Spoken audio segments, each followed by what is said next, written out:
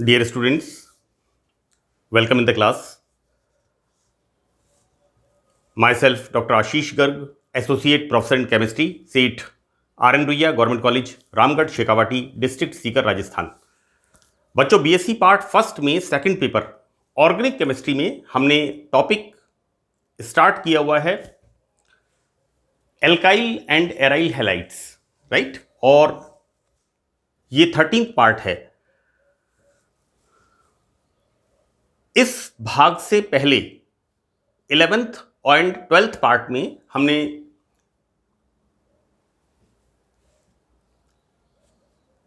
Alkyl halides की जो reactions हैं, SN nucleophilic substitution reaction and elimination reaction, इनके बारे में हमने डिस्कस किया है। देखिए बच्चों, ये रिएक्शंस, एलिमिनेशन रिएक्शन और न्यूक्लियोफिलिक सब्स्टिट्यूशन रिएक्शन, ये अभिक्रियाएं बहुत ही महत्वपूर्ण हैं ऑर्गेनिक केमिस्ट्री में मैकेनिज्म के हिसाब से, और यहां पर एल्किल हैलाइड्स में भी ये बहुत ही इंपॉर्टेंट टॉपिक है। बच्चों, मैंने आपको एलिमिनेशन रिएक्शंस में बताया था कि किस प्रकार से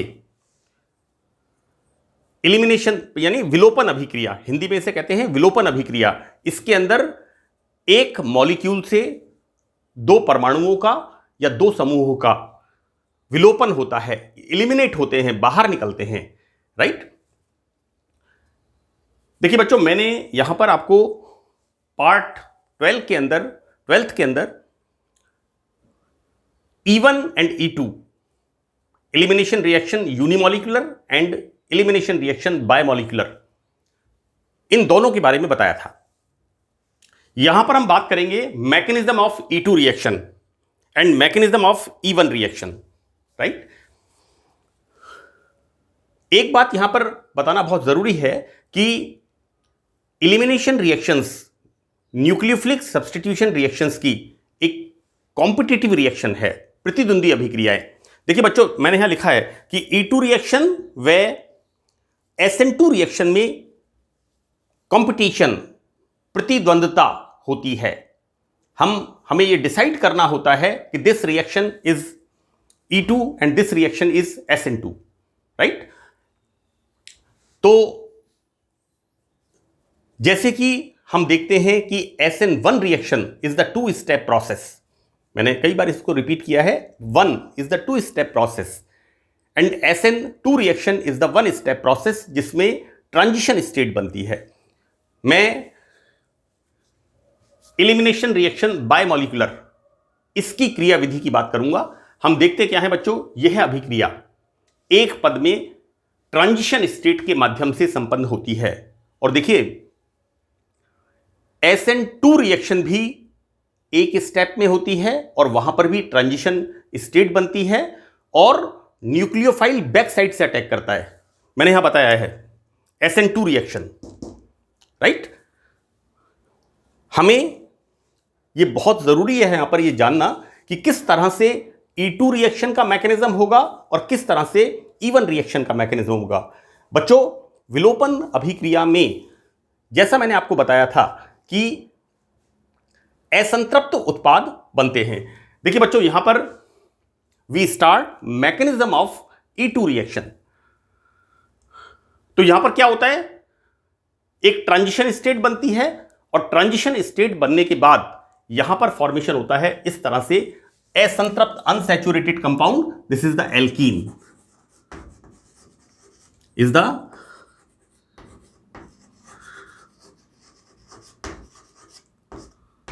unsaturated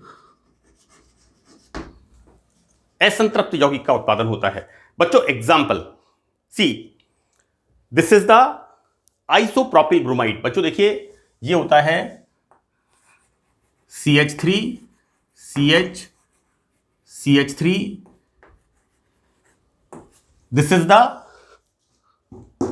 isopropyl bromide.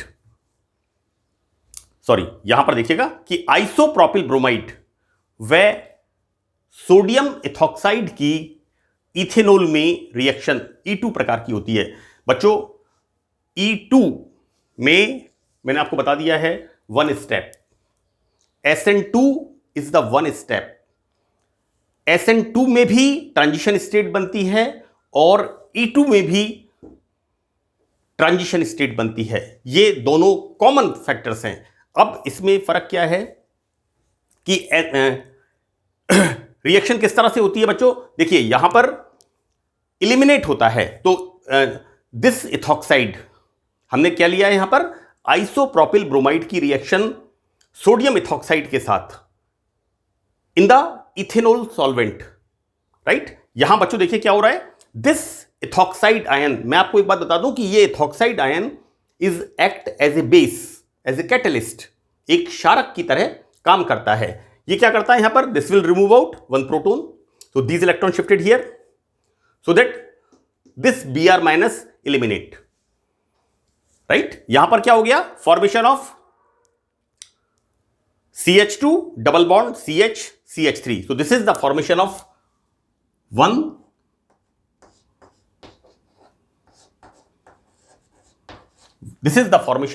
one propene। बच्चों SN2 मैकेनिज्म में इसी प्रकार से जैसे रिएक्शन E2 में हो रही है उसी प्रकार से SN2 में भी होती है, लेकिन यहां पर देखिए बच्चों, यहां पर क्या होता है, ये बड़ा इंपॉर्टेंट पार्ट है। मैंने आपको बताया था कि जिस कार्बन पर हेलोजन लगा हुआ होता है वो होता है अल्फा कार्बन, और इस अल्फा कार्बन के बाद जो एडजेसेंट कार्बन होते हैं उन्हें कहते हैं बीटा कार्बन। बच्चों मैंने ये बताया था आपको कि जिस कार्बन पर हेलोजन लगा हुआ होता है उसे कहते हैं अल्फा कार्बन, और इस अल्फा कार्बन के एडजेसेंट जो कार्बन होता है उसे कहते हैं हम बीटा कार्बन, राइट। तो देखिए यहां पर अटैक कहां हो रहा है, ये हेलोजन इस पर लगा है, दिस is the beta carbon, this is the beta carbon. Halogen जिस कार्बन पे लगा होता है उसे हम कहते हैं अल्फा कार्बन, राइट। अब देखिए यहां पर क्या हो रहा है, यहां पर बीटा कार्बन, बच्चों देखिए यहां पर हो रहा है बीटा कार्बन पर अटैक, जबकि यहां पर अल्फा कार्बन पर, राइट। तो SN2 में इसी प्रकार बेस एल्किल हैलाइड पर बैक, बच्चों देखिए this is the alkyl halide and this is the base, ये बैक साइड से अटैक करता है, और बैक साइड से अटैक किस पर कर रहा है? This alpha carbon.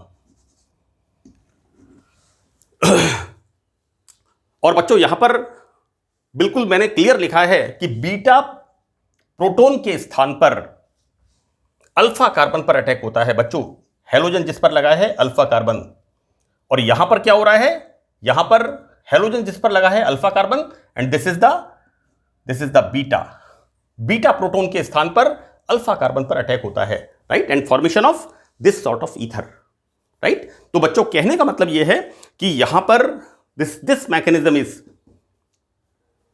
इस मैकेनिज्म में क्या हो रहा है, मैं फिर एक बार रिपीट कर रहा हूं, एल्किल हैलाइड में बीटा प्रोटॉन पर, जबकि यहां पर एल्किल हैलाइड में अल्फा कार्बन के ऊपर बेस का अटैक होता है, and the formation of this sort of compound, right. यहां पर बच्चों देखिए कि E2 रिएक्शन व SN2 रिएक्शन, इन दोनों के अंदर प्रतिद्वंद्वता, कंपटीशन होता है।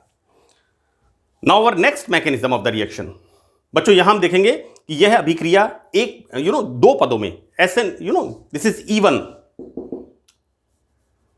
दिस इज E2 होती है वन स्टेप, SN2 होती है वन स्टेप, राइट।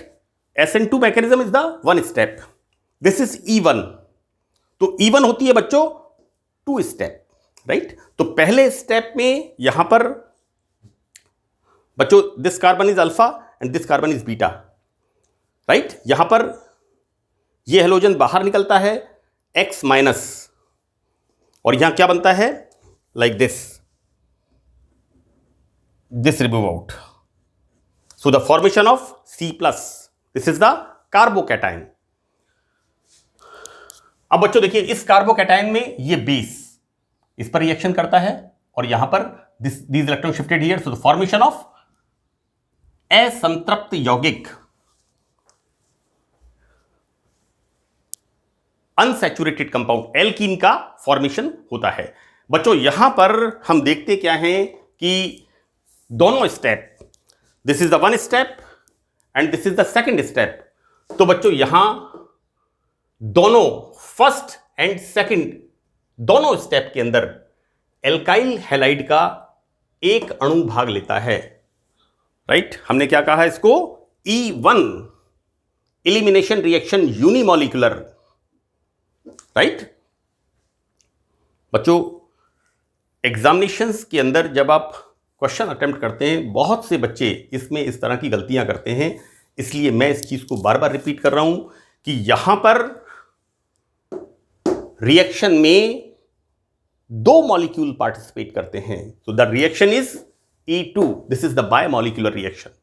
इसके पहले वाले पार्ट में मैंने बताया था कि किस तरह से E2 रिएक्शन एंड किस तरह से E1 रिएक्शन होती है। तो बच्चों यहां पर step first and step second, इन दोनों स्टेप में एल्किल हैलाइड का एक मॉलिक्यूल पार्टिसिपेट करता है। तो बच्चों इसको हम क्या बोलेंगे, unimolecular elimination, this is E1, right. What we can say, it's a sort of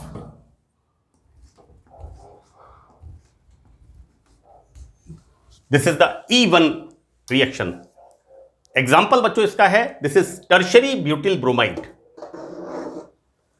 इसकी रिएक्शन हम कराते हैं जलीय alcohol, this is the aqueous alcohol के अंदर इसकी रिएक्शन कराते हैं और इसमें KOH मिलाते हैं। तो बच्चों देखिए, सबसे पहले formation of this carbonium ion, right, this is remove out Br minus and formation of carbonium ion. बच्चों इस कार्बन से 3 कार्बन जुड़े हुए हैं, so this is the tertiary carbonium ion, this is the 3 degree carbonium ion, right। and the next step, यहां पर ये जो बेस हम जो बेस की रिएक्शन यहां पर करा रहे हैं बच्चों, यहां पर ये बेस क्या करता है, ये किसी भी प्रोटॉन को यहां पर निष्कासित करता है और जल का अणु बाहर निकलता है, and the formation of this is the formation of isobutene, right. अब देखिए बच्चों यहां पर SN1 रिएक्शन में भी फ्री कार्बोनियम आयन बनता है। देखो बेटा, मैंने बताया था SN1 रिएक्शन 2 पदों में संपन्न होती है। इसके अंदर पहले स्टेप में कार्बोनियम आयन बनता है और यह स्टेप होता है स्लो स्टेप, जबकि दूसरे स्टेप के अंदर न्यूक्लियोफाइल अटैक करता है और वो स्टेप होता है फास्ट स्टेप। ठीक उसी तरह से यहां पर भी एक स्टेप स्लो स्टेप है, first step carbonium ion formation होता है and second step is the fast step, right. इस तरह से इसका फॉर्मेशन होता है। तो बच्चों यहां पर SN1 रिएक्शन में फ्री कार्बन कैटायन बनता है जो कि न्यूक्लियोफाइल के साथ प्रोडक्ट बनाता है। For example the same way यहां पर टर्शरी ब्यूटाइल, बच्चों this is the tertiary butyl chloride, we are taking here tertiary butyl bromide, right. यहां पर बच्चों ये बड़ा इंपॉर्टेंट चीज है कि यहां पर 80% इथेनॉल में रिएक्शन कराने पर मेन प्रोडक्ट SN1 होता है। हियर दिस इज द, बच्चों देखिए यहां मैंने जैसा आपको बताया है, कंपटीशन होता है, इन रिएक्शंस में प्रतिद्वंद्वता होती है। मैं अपने नेक्स्ट लेक्चर के अंदर बताऊंगा आपको कि किस तरह से SN reaction, nucleophilic substitution reaction and elimination reaction, इनके अंदर आपस में कंपटीशन होता है। इस कंपाउंड की, टर्शरी ब्यूटाइल क्लोराइड की, बच्चों यहां पर क्या होगा, formation of carbonium ion, this is the SN1 reaction. तो फर्स्ट स्टेप में कार्बोनियम आयन बनेगा और यहां पर कार्बोनियम आयन जब बनेगा तो यहां पर हम क्या देखते हैं, there are we are taking जलीय इथेनॉल, एक्वस इथेनॉल। तो देखिए there are 2 type of probabilities. एक प्रोबेबिलिटी क्या है कि this Cl is replaced by OH, and the other probability is this Cl is replaced by this ethoxide, so that यहां पर बच्चों देखिए 2 तरह के, एक तो बनता है tertiary butyl alcohol and second इसमें बनता है बच्चों ethyl tertiary butyl ether, right, and the product is 83%। And reaction किस प्रकार की बच्चों यहां पर है, SN1 रिएक्शन, यहां पर अभिक्रिया होती है SN1 प्रकार की। नाउ इसमें हम बच्चों क्या देखते हैं, यहां पर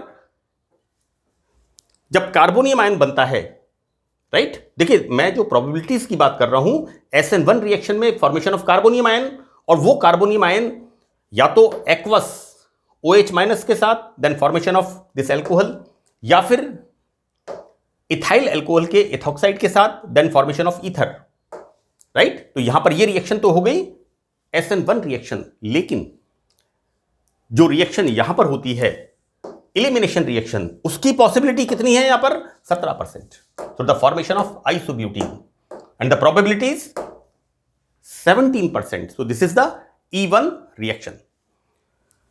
बच्चों, मैंने न्यूक्लियोफिलिक प्रतिस्थापन अभिक्रियाएं, न्यूक्लियोफिलिक सब्स्टिट्यूशन रिएक्शंस और